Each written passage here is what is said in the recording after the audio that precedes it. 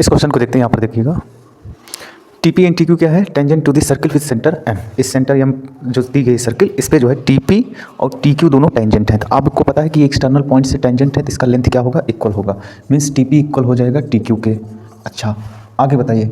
और touching another circle at centre N A and B. दूसरे circle जिसका centre N दिया गया उसको ए और बी पे टच कर रहा है, ये भी आपस में क्या हो जाएंगे? इक्वल हो जाएंगे, क्योंकि एक्सटर्नल पॉइंट से जो टेंजेंट आपस में ड्रा किए जाते हैं उनका लेंथ क्या होता है? Equal. Means A T equals to क्या आ जाएगा? बी टी आ जाएगा। अच्छा, उसके बाद कहा है कि it is given that M Q value 13 centimetre, N B हमें 8 सेंटीमीटर दिया है, बी क्यू हमें 35 सेंटीमीटर दिया है। B Q, where is B Q? This is B Q 35 centimetre and T P 80 centimetre दिया है। टी पी ये वाला लेंथ हमें 80 सेंटीमीटर दिया है। तो आप हमें ये बताओ, इस पॉइंट से ये भी टेंजेंट ऑन सेम सर्किल, यानी टी पी की वैल्यू अगर 80 है, टी क्यू भी क्या आ जाएगा? 80 सेंटीमीटर आ जाएगा। ठीक है। अच्छा, हमसे कह रहे हैं name the quadrilateral M Q B N. M Q B N quadrilateral का नाम बताना है। M Q B N. तो आप हमें ये बताइए, ये रेडियस हो गया, टेंजेंट हो गया, रेडियस हो गया, टेंजेंट हो गया, ये तो परपेंडिकुलर है, यानी अगर ये इसी परपेंडिकुलर है, ये भी इसी परपेंडिकुलर है, तो ये आपस में क्या होंगे? पैरेलल हो जाएंगे।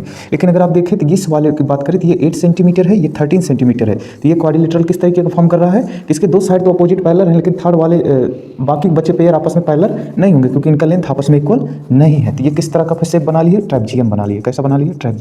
क्यों? क्योंकि आपको पता है ट्रेपजियम के दो पेयर आपस में पैरेलल होते हैं, बाकी रिमेनिंग साइड जो है पैरेलल नहीं होते, हो भी नहीं पाएंगे। क्यों?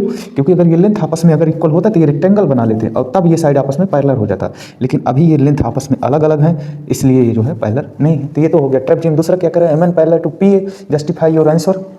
M N parallel to P A कदापि नहीं होगा, क्योंकि सेम सर्कल पे ये बने हुए आपस में टेंजेंट है, तो ये भी 90 डिग्री, ये भी 90 डिग्री, तो ये तो पैरेलल हो जाएगा, ये इसके पैरेलल होगा, लेकिन इनका लेंथ जो है आपस में अलग अलग है, क्योंकि इस वाले रेडियस का लेंथ 13 सेंटीमीटर और इसका कितना है? 8 सेंटीमीटर है। अच्छा, क्या पूछा है? M N parallel to P A.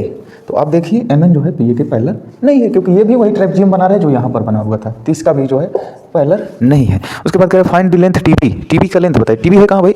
T B ये है, ये टी बी है। तो आप हमें ये बताइए, टोटल लेंथ 80 सेंटीमीटर है, टोटल टी क्यू 80 सेंटीमीटर है, ये 35 सेंटीमीटर, तो बचा हुआ टी बी का लेंथ कितना आ जाएगा भाई? टी बी का लेंथ आ जाएगा 80 में से 35 को घटाइए 45 सेंटीमीटर। कितना आ जाएगा? 45 सेंटीमीटर। ठीक है। उसके बाद कह रहे हैं find the length M N. M N का लेंथ बताइए। एम एन है कहाँ भाई? ये रहा एम एन। तो ये देखिए, ये 8 सेंटीमीटर है, ये पूरा 13 सेंटीमीटर, तो इस ट्राइंगल को अगर बाहर निकाले तो बचा हुआ जो ये लेंथ आएगा 5 सेंटीमीटर आ जाएगा। कैसे? ये पूरा 13, अगर ये पैरेलली आके इसको कट कर दे तो 8 सेंटीमीटर, तो ये 5 बच जाएगा। समझ में? ये 35 है तो यहाँ 35 बचेगा, तो ये वाला लेंथ जो आपका एम एन है वो क्या हो जाएगा? एम एन हो जाएगा, एम एन इक्वस टू 5 का स्क्वायर प्लस 35 का स्क्वायर का अंडर दी रूट। ठीक है। Okay, thank you my dear friend. ये एमसीक्यू क्वेश्चन था।